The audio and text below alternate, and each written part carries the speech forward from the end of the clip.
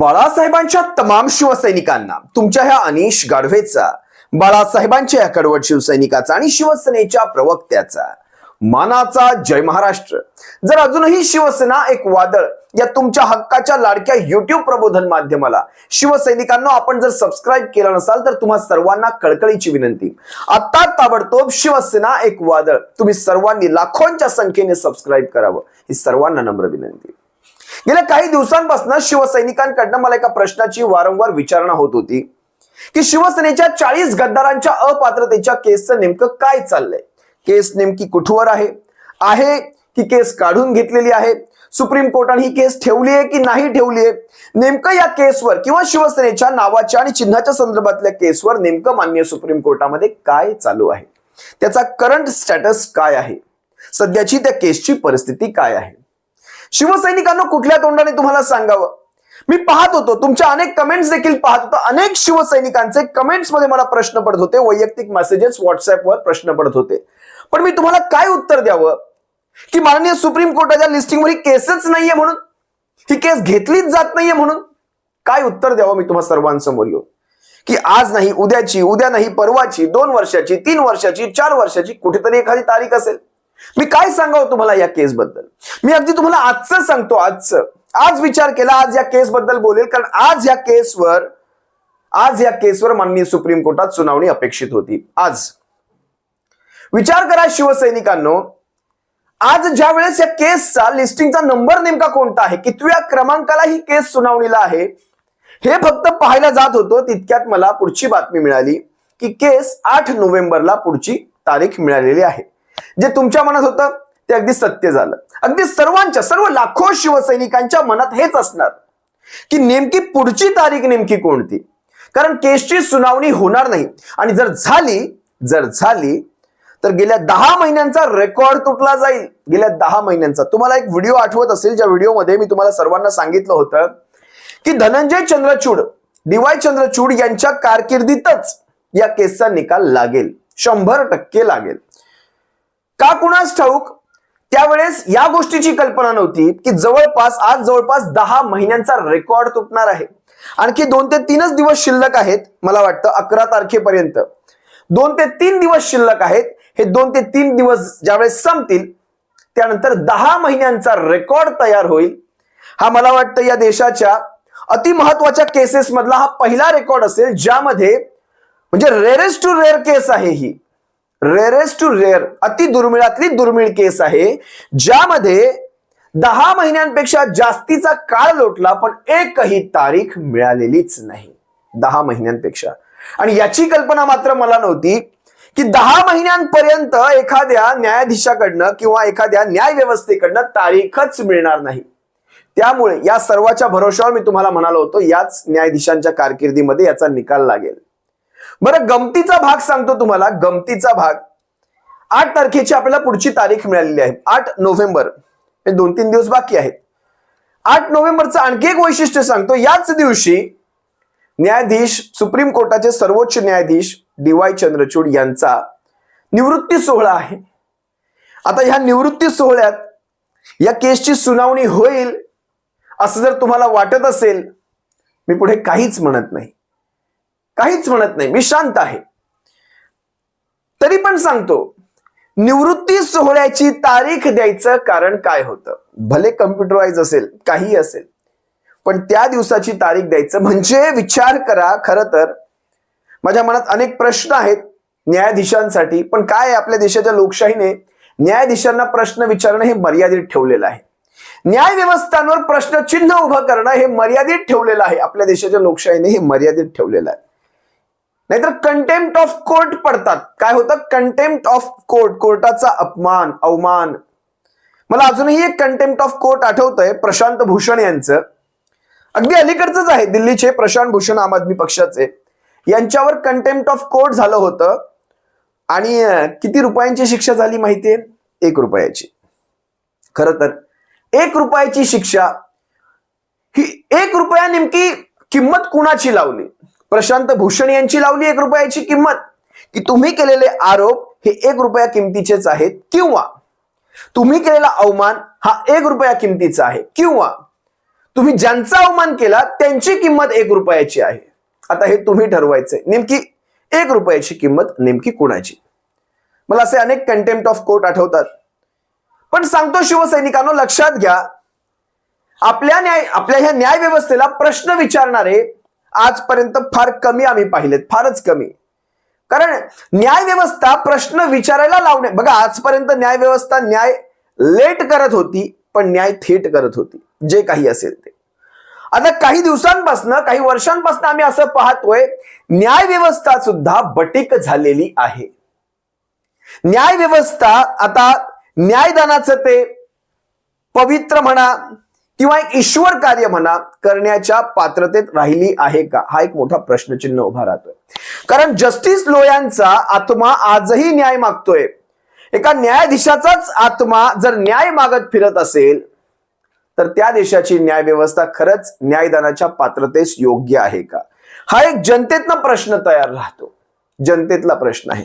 मला वाटतं काहीच दिवसांपूर्वी न्याय व्यवस्थेच्या म्हणजे आपल्या न्याय देवतेच्या डोळ्यावरची पट्टी काढण्यात आली होती. आपण सर्वांनी त्या बातम्या पाहिल्यात. मी स्वतः ती बातमी दाखवली.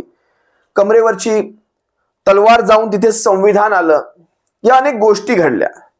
या गोष्टी तेव्हाच महत्वाच्या ज्या वेळेस न्याय व्यवस्था किंवा न्याय देवता ही न्याय करेल. ही मोठमोठाली कोर्ट, त्यांच्या भिंती, त्यांच्यातले ते जुने जुने फर्निचर, त्याच्यातले ते इंग्लिश बोलणारे न्यायाधीश असतील, वकील असतील, त्याच्यातली ती चकाचौंध दुनिया, अगदी डोळे दिपावणारं ते सौंदर्य, कोर्टाचा आवार, या सगळ्याशी आम्हाला काहीही देणं घेणं नसतं. आम्हाला त्या 4 बघा खुल्यामध्ये कोर्ट घ्या पण त्या कोर्टांमध्ये न्याय होऊ द्या. लोकांना कोर्टामध्ये जाऊन न्याय हवा असतो. कोर्टाचे उंबरे तुम्ही कधीही पहा, कोर्टाचे उंबरे असे कायम झिजलेले असतात. कोर्टाला कधीही उंबरे कोर्टाचे असतील किंवा पोलीस स्टेशनचे उंबरे असतील, हे उंबरे तुम्ही पाहिजे असे झिजलेले असतात. हे बदलायची, ही समीकरणं बदलायची. तरुणांनी त्यासाठी मोठ्या प्रमाणावर या राजकारणाला स्वच्छ करण्याची गरज आहे. तुमच्या माझ्यासारख्या तरुणांनी या राजकारणाला स्वच्छ करण्याची गरज आहे. आज आपण म्हणतो राजकारणाचा आणि न्याय व्यवस्थेचा असा काही थेट संबंध नसतो, पण ते दिवस गेले. आता तुम्ही जर पाहाल तर अनेक गोष्टी तुम्हाला दिसतील. अनेक गोष्टी. अगदी काल परवाच ते स्टेटमेंट मी ऐकलं की मी स्वतः डी.वाय. चंद्रचूड साहेबांचं न्यायाधीशांचं एक स्टेटमेंट होतं की माझ्या केसेसमध्ये जर मला कुठे मी अडलो तर मी स्वतः सुद्धा प्रार्थना करतो आणि विचारतो, देवालाच विचारतो, देवाने ते ईश्वर कार्य करण्याची जबाबदारी जर आपल्यावर दिलेली आहे, हे मनुष्याचं कोर्ट आहे, या मनुष्याच्या कोर्टामध्ये ते ईश्वर कार्य करण्याची जबाबदारी त्या ईश्वराने तुमच्या हातात सोपवलेली आहे. आपण ते ईश्वर कार्य देवाच्या भरोशावर सोडून चालू शकणार नाही. या मनुष्याच्या कोर्टात तुम्हाला न्याय करायचा असतो आणि त्यानंतर मात्र जर तुमच्याकडनं जर तो न्याय झाला नाही तर ईश्वर त्याच्या कोर्टात तो न्याय करवून घेत असतो. असं या गोष्टी आपल्याला किती कळतील मला माहित नाही. आज दिवसभर मला वाटतं तो मदरसा ऍक्ट वर गेला, त्याच्यानंतर आपल्या केसची काही सुनावणी झाली नाही.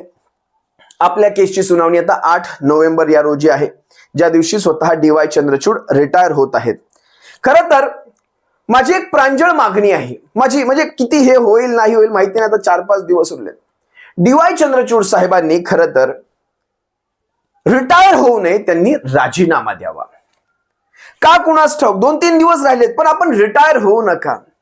रिटायर होणं म्हणजे आपण सेवेतून निवृत्त झालेलो आहोत. सेवेतून निवृत्त, आपण सेवेतून निवृत्त होऊ नका. आपण खरं तर राजीनामा द्यायला हवा. राजीनामा यासाठी कारण काही गोष्टी ज्या आपल्याकडनं अपेक्षित होत्या त्या अजूनही आपल्याकडनं झालेल्या नाहीत. त्याचं ते ओझं कायम आपल्या खांद्यांवर तसंच राहावं. त्या ओझ्यामध्ये आपण कायम राहावेत. आपण त्या ओझ्यातून कधीही मुक्त होऊ नये. कारण आपल्या कार्यकाळामध्ये देशाची लोकशाही नागवली जात होती, देशाची लोकशाही नाचवली जात होती, देशाची लोकशाही संपवली जात होती. अनुच्छेद 10 असेल, ज्याला आपण परिशिष्ट 10 म्हणतो, त्या 10च्या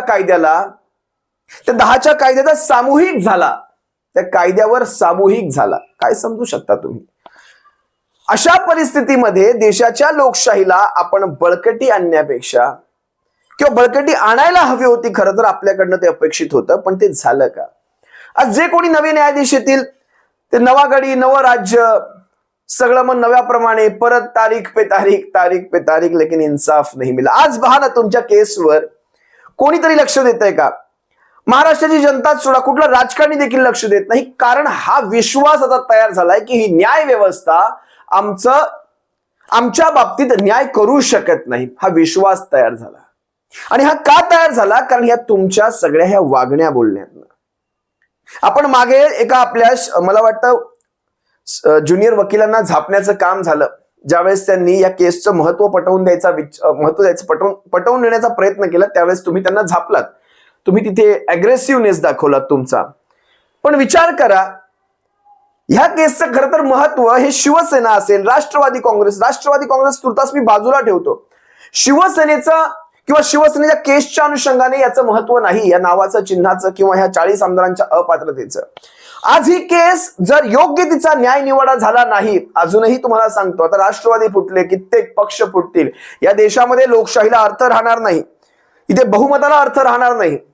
तुम्हाला बहुमत मिळतंय किंवा न मिळतंय काय, तुम्ही पैशाच्या जोरावर आमदार खासदार विकत घेणार, त्यांचे पक्ष एक विशिष्ट 2/3 आकडा गाठणार आणि त्यानंतर तुम्ही पक्षच इकडे घेणार.